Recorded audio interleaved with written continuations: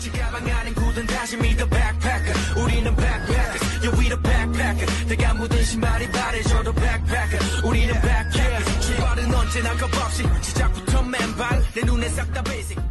Assalamualaikum warahmatullahi wabarakatuh. Perkenalkan, nama saya Gilang Dia Jotabeni. Saya dari Prodi PGSD Universitas Nahdlatul Ulama Kalimantan Barat. Saya di sini akan menjelaskan tentang IKD. Apa sih itu IKD? Yuk simak kelanjutannya. IKD adalah singkatan dari Ilmu Keilmuan Dasar yang mempelajari tentang konsep-konsep dasar ilmu pengetahuan. Nah, di IKD sendiri ada yang namanya perkembangan dan pengembangan ilmu pengetahuan. Yang pertama ada perkembangan ilmu pengetahuan. Perkembangan ilmu pengetahuan secara alami terakumulasi dari waktu ke waktu dan dari generasi ke generasi. Nah, perkembangan itu sendiri dapat melalui dari pengamatan dan pengalaman yang terus-menerus. Sementara itu, pengembangan adalah suatu upaya yang lebih disengaja. Maksudnya gimana sih?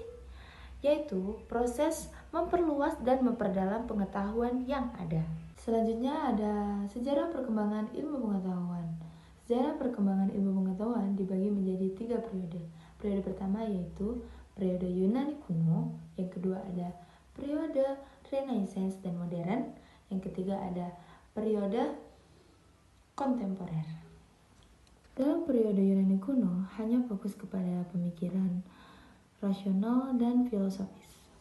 Dalam periode Renaissance dan modern fokus kepada ilmiah, eksperimen, dan metode ilmiah. Dan dalam metode kontemporer hanya fokus kepada kemajuan pesat di era informal dan teknologi. Ada juga perubahan ilmu pengetahuan pada saat ini, seperti era digital dan juga AI, yaitu perubahan cara hidup, kerja, dan juga belajar. Ada juga dampak dari perkembangan dan pengembangan ilmu pengetahuan. Dampak positif dari perkembangan dan pengembangan ilmu pengetahuan sendiri meliputi peningkatan kualitas hidup, memudahkan komunikasi dan akses informasi, serta kemajuan ekonomi dan pendidikan.